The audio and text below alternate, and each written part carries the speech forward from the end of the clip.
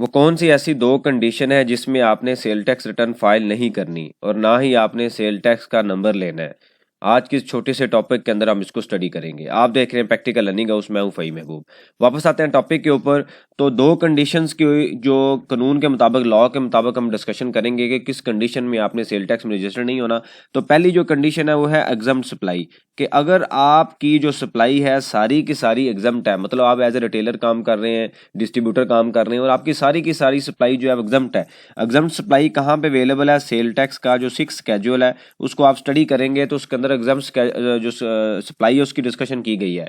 इसके अलावा pharmaceutical company के अंदर भी जो 1% टैक्स है वो फाइनल डिस्चार्ज ऑफ लाइबिलिटी है। मतलब ये है कि मैन्युफैक्चरर ने जब डिस्ट्रीब्यूटर को सेल करनी है तो उसने 1% सेल टैक्स चार्ज कर देना है। उसके बाद सप्लाई चेन में सारी की सारी जो सेल है वो एग्जम्प्ट है। इस सिचुएशन में भी आप अपने आप को रजिस्टर्ड ना करवाएं तो आपको कोई नहीं, कोई कानून के मुताबिक कोई आपके ऊपर ऑब्लिगेशन नहीं है। लेकिन इस केस में फार्मास्यूटिकल के जो मैन्युफैक्चरर हैं वो आपको फर्दर टैक्स 4% भी चार्ज करेंगे। ये एक वन कंडीशन है जिसके अंदर आपको फर्दर टैक्स की लाइबिलिटी आ सकती है। लेकिन अगर आप इसके अलावा 6 स्केड्यूल की कोई प्रोडक्ट बाय करते हैं और सेल करते हैं तो एग्जम्प्ट के ऊपर भी चूंकि फर्दर टैक्स अवेलेबल नहीं होता, चार्ज नहीं होता एज पर रूल, और आपको सेल टैक्स में रजिस्टर होने की जरूरत नहीं है। तो इसका मतलब ये हुआ कि अगर आपकी सप्लाई सारी की सारी एग्जम्प्ट है, चाहे वो आप 100 मिलियन से ऊपर कर लें, तो आपके ऊपर कोई ऑब्लिगेशन नहीं है कि आप सेल टैक्स में रजिस्टर्ड हो। दूसरी कंडीशन आती है कॉटेज इंडस्ट्री की।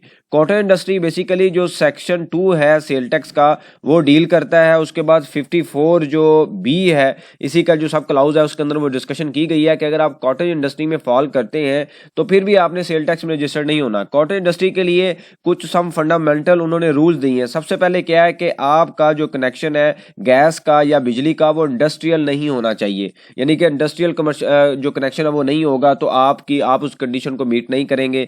दूसरी जो कंडीशन उन्होंने दी है कि जो भी जहां पे भी आप काम कर रहे हैं वो रेजिडेंशियल एरिया में हो, कमर्शियल एरिया में, किसी भी ऐसी इंडस्ट्री में ना हो जैसे कोई इंडस्ट्रियल स्टेट होता है वहां पे आप काम ना कर रहे हो। किसी रेजिडेंशियल एरिया में आपका जो छोटा मोटा प्लांट कोई लगा हुआ है और वहां पे आप उसमें चीजें बनाते हैं और आगे सेल करते हैं। और तीसरी कंडीशन क्या है कि जो भी लोग आपके पास काम कर रहे हैं उनका जो साइज है, नंबर ऑफ लेबर्स है वो 10 से ज्यादा ना हो, यानी कि लेस देन इक्वल टू जो लेबर आपके पास वर्कर काम कर रहे हैं वो 10 या इससे कम हो, इससे ज्यादा ना हो। चौथी जो चीज़ है बड़ी इंपॉर्टेंट है कि आपका जो एनुअल टर्नओवर है वो 80 लाख यानी कि 8 मिलियन से ज़्यादा ना हो। अगर आप इस कंडीशन में फॉल कर रहे हैं, इन सारी कंडीशन को मीट कर रहे हैं, तो आप किस में फॉल करते हैं? कॉटन इंडस्ट्री में। तो फिर भी आपने अपने आप को सेल टैक्स रजिस्टर नहीं करवाना।